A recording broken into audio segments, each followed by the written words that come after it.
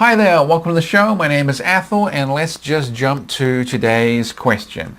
How does my wife's fear of intimacy for me change my approach? Her dad died when she was 15, mom kicked her out shortly after, and I was very emotionless and neglectful for many years. We've been together 11 years and have 2 kids. Okay, so let's just stop it there, because that's you can read that. Dad died when she was 15, mom kicked her out shortly after, and the husband very emotionless and neglectful. And you say those are 3 sort of bad things, and there are 3 things that have impact. What I want you to look for and pick up on is that these are all 3 things that are really just slight variants on each other. They are basically all the same thing happening 3 times when you dig down deeper. So when Dad died, Dad has left her. He's gone away. She no longer has the relationship with your father. There's a sense where he hasn't done it directly, but indirectly he has rejected her. The relationship has ended because he died. With her mom kicked her out shortly after. The relationship has ended. She is no longer with her mother. Her mother has rejected her by kicking her out of the home. And with the husband, I was very emotionless and neglectful for many years. He's physically present, but emotionally he's gone. He is gone, he is withdrawn, the relationship is very, very minimal, and in a sense he has rejected her because that relationship isn't connective. So it's those 3 things, all 3 of them are rejections. It's just variants on rejection. So as we go through the rest of this question, you're going to see that she's going to be really sensitive to being rejected. Okay, so here question continues on. The last 12 to 24 months, I've completely changed into the man I need to be and she deserves. Great. I've read your book and I definitely have a higher sex rank now, and she's acknowledged that. Okay, she's acknowledged that. That's important too. I'm naturally an alpha who's learned how to do more beta, but for too long I didn't do either. So what he's mean by naturally alpha is the attraction stuff, the beta stuff, the comfort building and connection stuff. She's been a stay-at-home mom for a while and she feels somewhat lost. She's finishing her degree online and wants to get a job soon. My actions have caused a bad fear of intimacy from her, which now I'm present and showing how much I love her has really made her push back. I can see we've improved a lot over the last year, but only recently have I really understood her fear of intimacy for me. How do I adjust my approach for this? Okay. Again, let's just backtrack a little bit. I have a higher sex rank now than her, and she's acknowledged that. So she's kind of saying, I'm starting to see you as being hotter or more valuable than me, and you have power and control in the relationship. So it's not so much, I think, that she has a fear of intimacy, though it's kind of close to it. Not so much a fear of intimacy, but again, it's a fear of rejection. She's worried that you're going to leave her metaphorically or really like your father. She's worried you're going to kick her out like your mother, or she's afraid you're just going to drift off and ignore her in the relationship, and that's how life is going to be.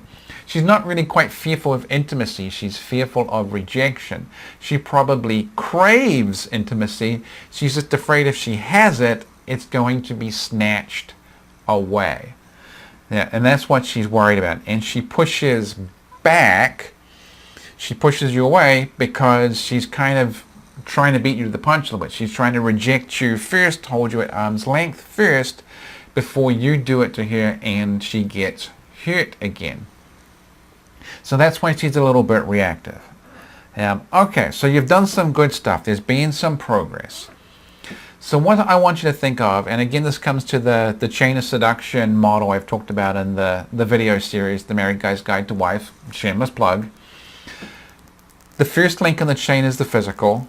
The second link in the chain is the attraction building. The third link in the chain is the relationship comfort building. And then after that is the question of, does she have enough energy? Are you making good initiations? Are you making good consummation attempts? So I'm going to assume the physical is pretty good. You've built up the attraction stuff and you've built up some of the comfort stuff. But she is hypersensitive to rejection, which means her comfort link in the chain of seduction is very finely wired. So she's going to need a lot of careful calibration, and she's going to need a little bit of sort of, kid glove treatment in order for her to feel and experience true comfort, so that you can pass that link in the chain and then go on to the other ones more successfully than you have. So for a woman who's grown up and had a basically good childhood, didn't have massive rejections, you doing an average or even below average amount of attempts to create comfort might be just fine. She might accept them as just who they are, and she may feel content and feel loved and secure in the relationship, and you pass that link in the chain easily. But for your wife, she's really sensitive to it. So she's going to be a little bit twitchy on whether or not you're actually expressing right, whether she feels love, whether she can be essentially not anxious about the relationship. So there's a couple of things you can do.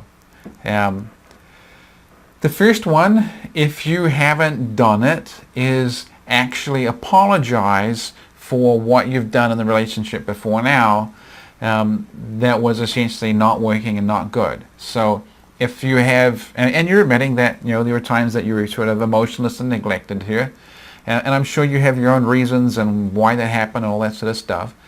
But if there's some sort of apology where you can actually recognize this as something that you could have done better, didn't do what you could have, that there's a sort of a recognition of that this is something that you did wrong, and admitting it and apologizing for it, that actually may be a really big thing, because there's a sense she's holding on to that rejection that you particularly did, that sort of generic emotionless and neglectful thing. There may be a sense she's holding on to that, and the apology can be something that can kind of melt that. And apologies are sort of a whole other major topic on how do we do this, which I should probably do a video for. But essentially you're just owning what you did wrong, apologizing for it, and then saying what you're going to do differently and how you fix it. And then not letting that become a talking point that comes up in fights forever. Like if you apologize now, you don't need to apologize all for it 6 months from now or a year from now, or an endless cycle of apology and groveling for it. It's once, you fix the problem, you do differently, and you make things better and you stay good. That's the apology in a nutshell. The second thing you can do is you can over-communicate. There are going to be times when she's not quite going to fully hear that you care about her. She's not going to quite fully relax and be anxious into it. Relax and not be anxious when you are expressing love and interest in her. So she might be the sort of person, if you are running 10 minutes late to pick her up or meet somewhere or whatever it is, for a normal person who is not terribly anxious, hasn't had awful rejections, a 10-minute delay might not be bad. They might be a little bit annoyed because it took 10 minutes, but they're not feeling hurt and neglected and rejected. But your wife might. So if it's the sort of thing of, there is a potential where she can feel rejected and ignored and not wanted, you signaling ahead of time as clearly and as happily, hey, I'm running late, I am caught in traffic, I am coming, I'm not thinking of you. That can actually be really helpful and stop her sort of spiraling into that, abyss of being anxious about how you feel about her, what you're thinking, and all that sort of stuff. So over communicating and basically, hey, here's me doing the nice thing for you because I liked you. Here's me actually doing it, and hey, remember I did the nice thing. So you probably can't at this point over communicate general affection for her and that you like her. So over communicating can actually be really good. The other thing that can actually be helpful too is you can actually encourage her to seek some help. If she's never had any kind of counseling, talk to anyone, if she hasn't dug into reading books for about all this sort of stuff, there may be some really fertile ground there where she can make some progress, because we talked about 3 big critical rejections that happened to her. One was you, okay, and you can do something about that, but the other 2 were a dad dying and a mom kicking out of the house. And it's, kind of low-hanging fruit in terms of psychology to think, well, that's pretty crappy stuff. So she may actually get a lot out of digging into why she feels what she does. She may get something out of talking to someone and generally unburdening some of it. And what we're looking for her is not so much to dredge up all the ugly past and relive it all again, but for her to understand what she does now, her fear of rejection now, her anxiety about the relationship now, her fear of losing the relationship, losing her marriage, having her kids grow up in a broken home. There are times when she's going to be reactive and on edge, and she's going to freak out a bit, and she's going to lash out or whatever she does. That's the sort of stuff that is going to potentially lead to her not enjoying her relationship being worse, and maybe it ultimately failing. So there's this thing where her greatest fear is being rejected and alone and unwanted, and she may unwittingly be doing things that are trying to propel her in that direction. So the purpose of counseling or therapy or whatever it is not so much to dredge up the past and relive it all, but to learn new ways of doing what she can do so she has a better relationship, she has a better outcome in her life, that she changes what she does now. The other thing I think you have to be really, really careful of, and I think I hit on it very briefly earlier, when you are saying you have a higher sex rank and she's acknowledging that, there's a sense where she feels totally threatened. She feels totally on edge about, oh my goodness, maybe there is someone else. What does he want?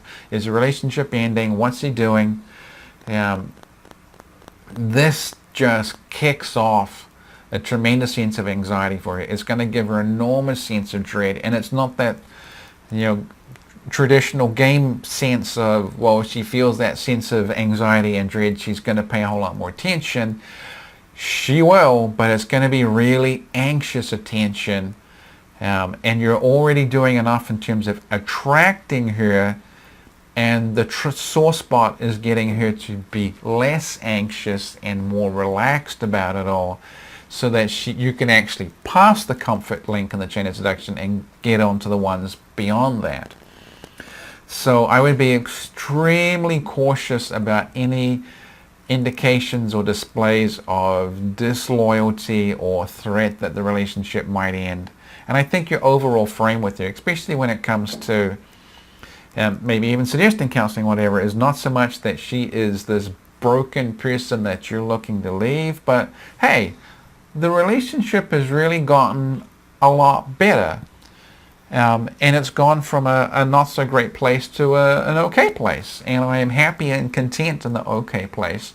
But we've reached this sort of plateau, and the blockage at this point to getting from okay to really good is you seem to be a bit anxious about some of this stuff.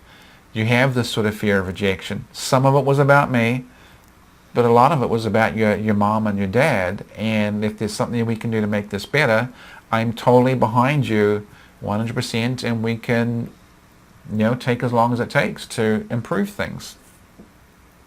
So those are the things that I would do from this point.